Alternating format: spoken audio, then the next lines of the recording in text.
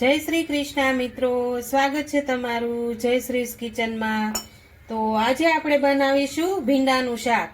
તો જે આપણે ભરેલા ભીંડાનું શાક બનાવીએ છીએ તો ભરવાની ઝંઝટ વગર આજે આપણે ભીંડાનું શાક બનાવીશું।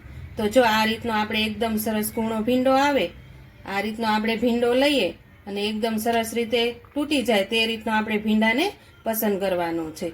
તો અહીંયા મેં પહેલા સારોથી ધોઈ લીધો છે અને કોટનના કપડાથી સાફ કરી લીધું। તો આ રીતે આપણે ભીંડાને બંને બાજુથી ડીટીયું કાઢી લેવાનું છે। પછી આ રીતે બે ભાગ કરી અને આ રીતે સમારી લેવાનો છે। અંદરથી બગડેલો ભીંડો ન હોય તે તમારે ખાસ વાતનું ધ્યાન રાખવાનું છે। આ રીતે આપણે બધો જ ભીંડો સમારી લઈશું। તો અહીંયા આપણે બધા જ ભીંડાનું એકદમ સરસ રીતે કટિંગ કરી લીધું છે। હવે આપણે ભીંડાને તળવાનો છે। તો અહીંયા ભીંડો તળવા માટે આપણે તેલ ગરમ કરવા મૂકી દીધું છે। તેલ ગરમ થાય પછી આપણે ભીંડાને તળી લઈશું। તો અહીંયા આપણું તેલ એકદમ સરસ ગરમ થઈ ગયું છે। હવે આપણે બધા જ ભીંડાને આમાં એડ કરી દઈશું। તો આ રીતે આપણે ભીંડાને તળી લેવાનો છે। ભીંડાને તળાતા 5 મિનિટ જેવું લાગશે। તો અહીંયા આપણો ભીંડો એકદમ સરસ રીતે સતળાઈ ગયો છે। હવે તેને આપણે બહાર કાઢી લઈશું।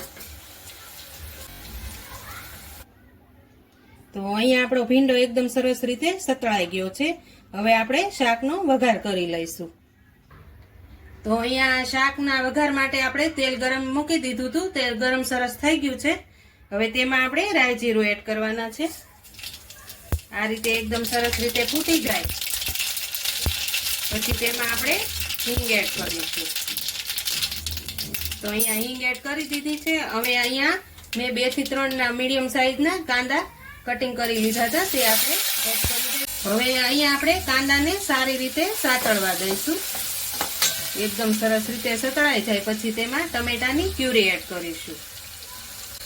તો અહીંયા આપણા ટમેટા એકદમ સરસ રીતે સતળાઈ ગયા છે। હવે તેમાં આપણે મીડિયમ સાઈઝના 2 ટમેટાની પ્યુરી કરી લીધી હતી તે પણ એડ કરી દઈશું। આ રીતે તમે ભીંડાનું શાક બનાવશો ને તો ખૂબ જ સરસ બનશે અને ખાવામાં પણ એકદમ સરસ ટેસ્ટ આવશે।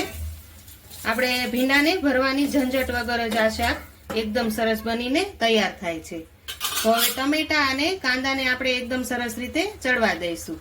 તો અહીંયા આપણે મસાલો તૈયાર કરી લઈશું ભીંડાના શાકમાં નાખવાનો।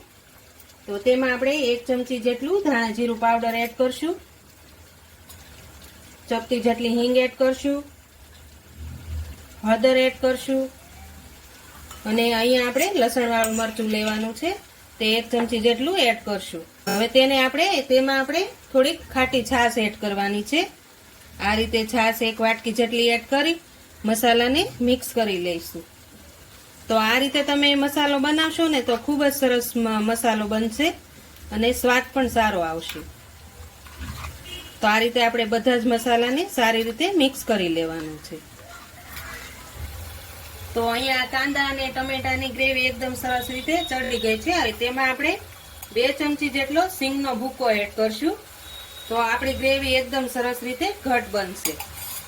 તો આ રીતે સિંગનો ભૂકો એડ કરી સારી રીતે મિક્સ કરી લઈશું। હવે તેમાં જે આપણે છાશનો મસાલો બનાવ્યો હતો તે આપણે આમાં એડ કરી દેવાનો છે। આ રીતે સારી રીતે આપણે મિક્સ કરી લઈશું।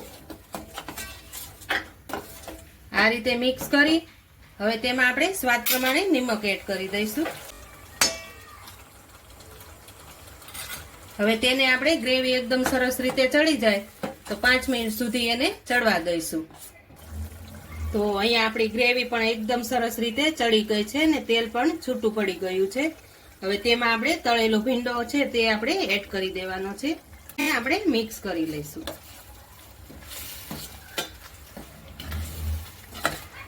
જો છે ને એકદમ મસાલાદાર અને ચટેકાદાર શાક બન્યું છે। આ રીતે જો તમે બનાવશો ને શાક તો ખાવાની ખૂબ જ મજા પડી જશે। 2 રોટલી ખાતા હશો ને તો તેની જગ્યાએ તમે 4 રોટલી ખાઈ જશો તેવું સરસ આ શાક બનીને તૈયાર થાય છે। તો અહીંયા આપણું શાક એકદમ સરસ રીતે ચડી ગયું છે। હવે આપણે ગેસ બંધ કરી દઈશું। તો જો તમને મારી આજની રેસીપી પસંદ આવી હોય તો મારા વિડીયોને લાઈક કરજો, વધુમાં વધુ શેર કરજો અને હજુ સુધી સબસ્ક્રાઇબ ન કરી હોય તો પ્લીઝ સબસ્ક્રાઇબ કરવાનું ભૂલતા નહીં અને કોમેન્ટમાં લખજો કે તમને મસાલા ભીંડાનું શાક કેવું લાગ્યું.